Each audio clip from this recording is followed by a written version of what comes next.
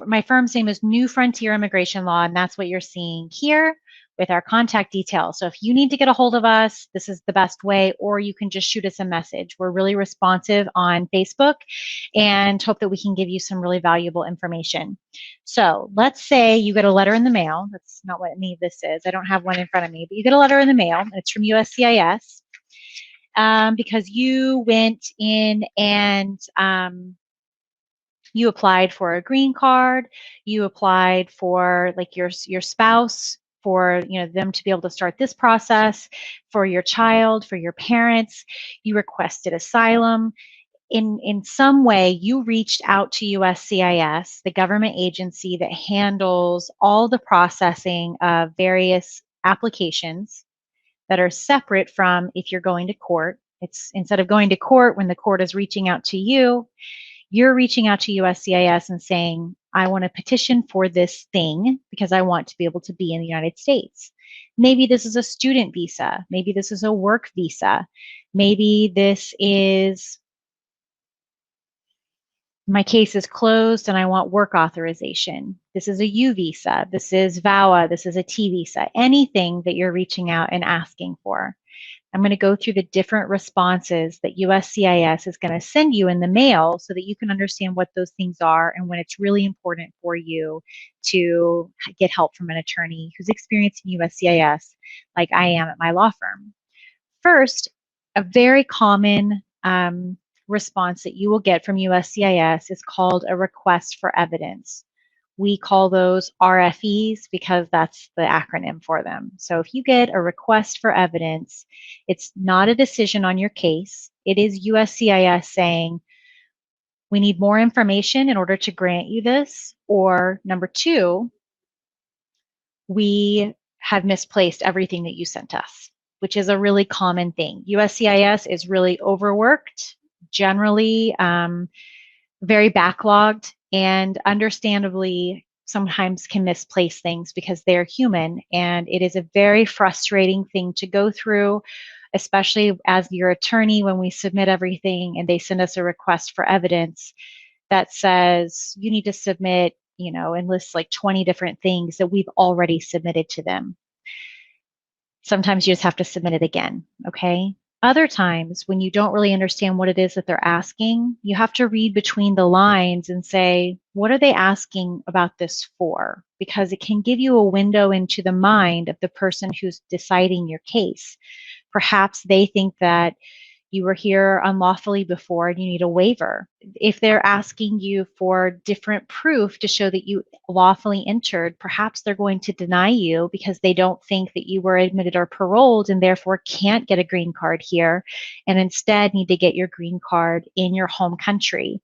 The request for evidence is critical because if you don't respond to it properly and within the right amount of time, then your whole petition can be denied and you'll have lost all of the money that you paid up to that point and all the work that you did, and you'll also have lost all of that time.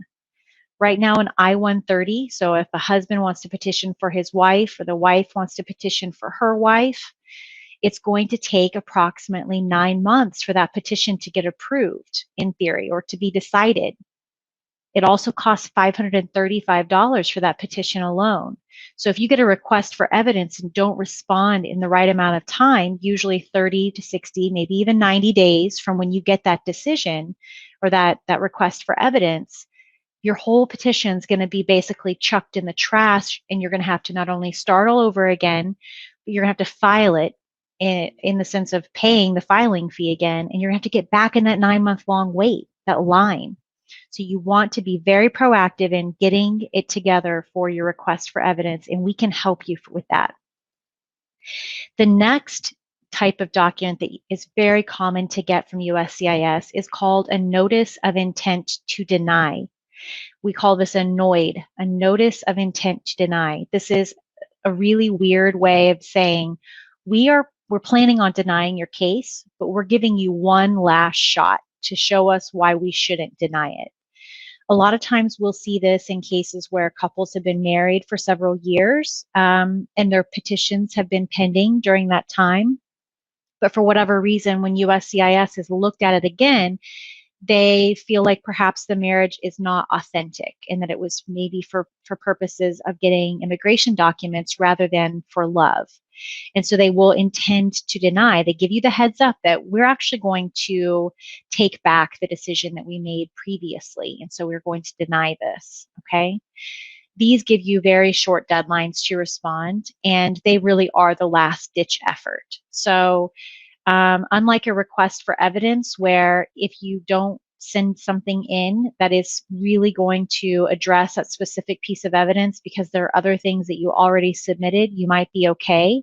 With a notice of intent to deny, I mean, there's very little you can do if you don't answer those properly. It truly is the 11th hour. The clock is going to strike midnight, and we're all going to turn into a pumpkin if you don't do this properly. So it's critical that you work with someone who knows how to handle these and how to go point by point by point and providing the right kind of evidence. And it's not just, these are photos of me and my spouse.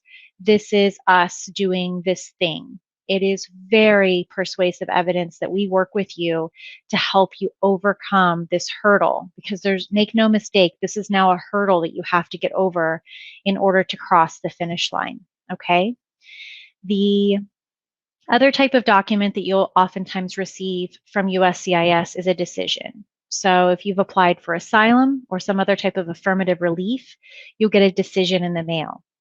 If the USCIS officer who you go into for your marriage-based interview is really new and doesn't have the authority to outright approve your green card, they need a supervisor to approve it first, then they will send you a decision in the mail. The same is true if the USCIS officer is really new to the field and isn't allowed to grant your naturalization. They can tell you, we believe that we're going to approve it, but until it's approved by my supervisor, this is not a final decision. We'll send you one in the mail, okay? These are typically appealable, so they will give you a timeline to appeal, and we'll just go ahead and go into what that next slide is. If you have received an adverse decision, a decision you are not happy with, typically you can appeal those, and the appeal window is going to be listed on that letter. A lot of times it's 30 days. But a lot of times there's also a specific statement in there that says there is no appeal available. That's why these first two steps that I talked about today are so important, because if the type of relief you're seeking has any discretionary component to it, as in if any of that decision is left just to the USCIS officer, it can be denied even on discretion, which cannot be appealed. You would have to reapply. And as we talked about earlier, that's going to cause a huge delay in your time, your ability to have work authorization, your ability to be safely in the country. It's going to cause a lot of problems. So during those first few steps, it's really, really important that you are working with an immigration lawyer who you feel confident is going to help you not only avoid a negative decision and the need to possibly appeal, but start from the beginning. Start from the beginning with someone who you feel really confident with, so that you don't hopefully wind up in a situation where you're getting down to that 11th hour and needing to throw the Hail Mary pass, okay? My law firm does a lot of this type of work, whether it's on the very tail end of helping you get the relief that you're seeking through a NOID or through responding to a request for evidence. We do a ton of appeals, and we do a ton of motions to reopen, which is another way to attack an adverse decision. But we also really love putting in a lot of hard work and a lot of time and a lot of working directly with you on your case at the very beginning, so you don't wind up in this stressful situation. Wherever you are in the process, we can help you. We understand that. I was talking to Maria earlier, and she said, it's really crazy that one person can decide essentially the outcome of your life, because you have only one shot in life, and you might be precluded. You might be kept from living with your family simply because of where you were born or someone's decision on your case. So when when all of that power is put into one person's hands to make a huge decision on your ability to be with your family, it's so important for you to work with someone who you feel confident with and who's really experienced and cares so deeply about the outcome for you and your family. Folks, thank you so much. I hope this has been helpful so that when you get a USCIS piece of mail, you understand what it is that you're looking at, because it can be really frightening to get mail in a foreign language from the US government and knowing that you're hoping that they're giving you good news and it possibly being a really negative thing that you are left scrambling and full of fear about. We want to be able to take all of the fear out of that. Everyone else, reach out to us at New Frontier Immigration Law. You can send us a message to our Facebook. We're really active there and want to be able to help you. Have a great day.